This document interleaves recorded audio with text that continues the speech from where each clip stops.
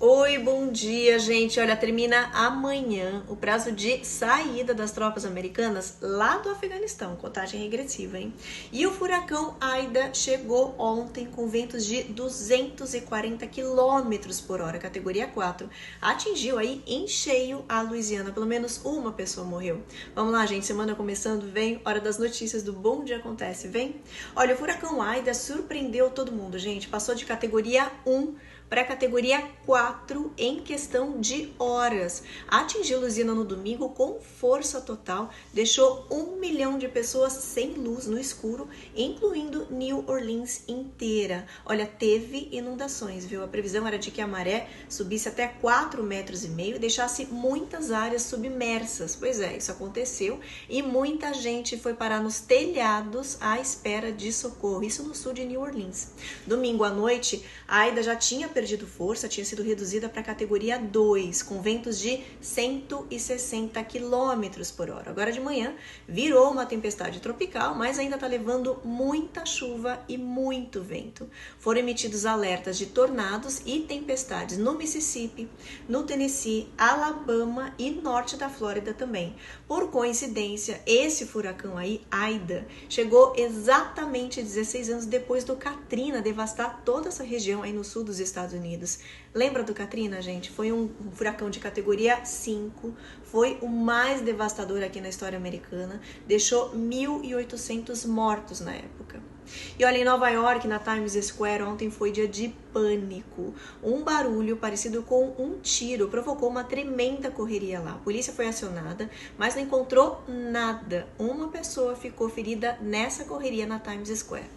O presidente Biden e a esposa dele, Jill, receberam ontem os corpos aí dos 13 soldados mortos no duplo atentado suicida que aconteceu semana passada em Cabul, no Afeganistão. 5 dos soldados tinham 20 anos, entre eles uma jovem militar aí que foi fotografada na semana passada cuidando de um bebê afegão.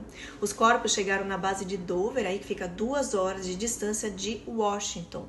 Biden tem sido aí duramente criticado por essa operação desastrosa aí de retirada das tropas que resultou nesses ataques.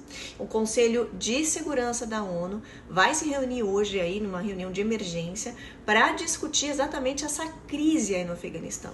Discutir o duplo atentado suicida do grupo ISIS-Khorasan em Cabul, que matou 170 pessoas. Discutir também a operação de resgate americana no Afeganistão, além de discutir a retomada do poder pelo Talibã, o regime fundamentalista islâmico radical. Hoje de manhã foram disparados pelo menos 5 foguetes contra os americanos no aeroporto de Cabul.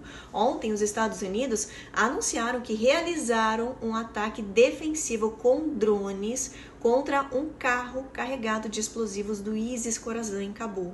Olha, só lembrando, esse grupo aí, o ISIS-K, ISIS-Khorasan, é inimigo do Talibã. E já que a gente está falando de Talibã, o grupo fundamentalista islâmico declarou que as mulheres vão poder frequentar universidades em aulas exclusivamente femininas. Classes mistas aí de mulheres e homens vão ser proibidas.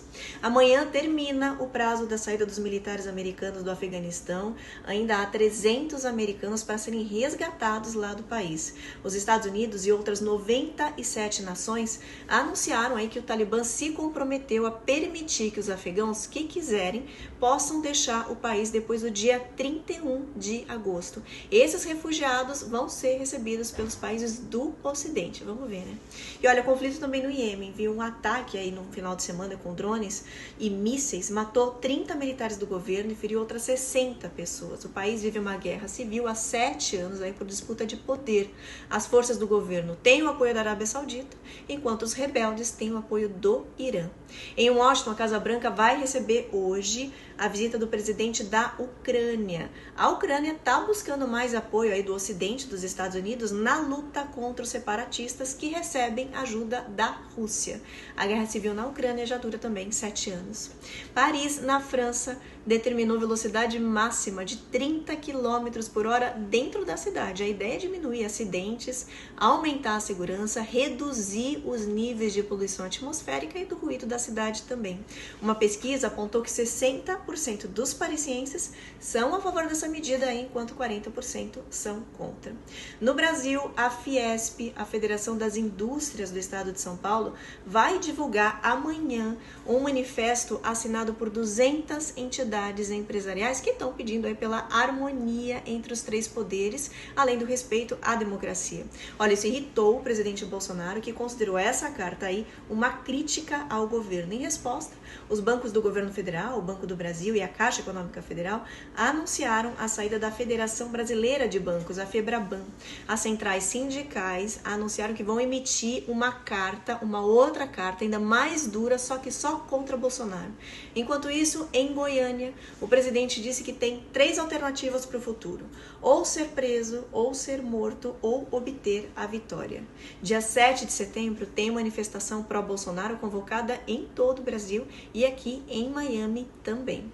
E olha, nessa noite aqui, madrugada dentro, em Araçatuba, interior de São Paulo, 20 bandidos atacaram 3 agências bancárias. Depois do roubo, eles usaram moradores como refém. Gente, cenas de filme.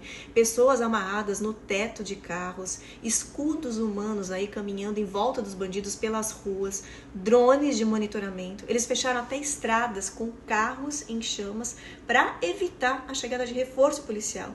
Ainda por cima, espalharam explosivos pela cidade inteira. Olha, impressionante. Tem imagem de tudo isso daí na internet, é uma loucura. A ação toda durou mais ou menos umas 2 horas. O grupo usou 10 carros e na fuga teve tiroteio. Pelo menos 3 pessoas morreram, 2 civis e 1 criminoso. Outros 2 suspeitos foram presos. O restante da quadrilha inteira fugiu. A polícia está procurando. O Rio de Janeiro vai adotar, a partir dessa quarta agora, o comprovante de vacinação para vários lugares aí, como bares, restaurantes, cinemas, teatros, museus, até academias. Olha, até para fazer cirurgias aí nos hospitais vai precisar comprovar a vacinação. O Ministério da Saúde condenou aí esse passaporte da Covid. Nos Estados Unidos, morreu no sábado Caleb Wallace. Sabe quem é ele, gente? É o maior opositor às vacinas, o responsável por organizar protestos gigantes contra a imunização aqui nos Estados Unidos. Pois é, morreu de Covid aos 30 anos no sábado. Ainda nos Estados Unidos, especialistas estão apontando que mais de 100 mil pessoas podem morrer até dezembro se o índice de vacinados contra a Covid continuar baixo. Aqui no país, 80 milhões de pessoas ainda não se imunizaram. A variante Delta está se espalhando rápido enquanto isso. Olha, a média de contaminações por dia aqui no território americano é de 150 mil pessoas. A Flórida está liderando os estados com mais casos de infectados. São 23 mil por dia. Alguns hospitais daqui já estão registrando escassez de oxigênio. Além da Flórida, Carolina do Sul, Texas e Louisiana também estão enfrentando crise de oxigênio. Em todo o país, 52% da população está completamente vacinada aí com as 2 doses. Na Flórida, as escolas venceram a queda de braço com o governo do estado sobre o uso obrigatório das máscaras. A Justiça de Tallahassee determinou que as escolas têm sim o direito de exigir máscaras em crianças e funcionários por uma questão de saúde pública, derrubando assim o mandato aí do governador Ron DeSantis, que proibia a obrigatoriedade das máscaras sob ameaça aí de multas e corte de verbas às escolas. Olha, no Brasil, segue brilhando aí o Brasil nas Paralimpíadas em Tóquio. Na tabela geral de medalhas, o Brasil está em 6º lugar com 35 medalhas, 12 de ouro, 8 de prata e 15 de bronze. A China está em 1º lugar e os Estados Unidos estão no 4º lugar. Gente, é isso aí, siteacontece.com, mais notícias, mais informação, dá uma olhada. Eu sou Ruth Oliveira Arias, bom dia e até amanhã.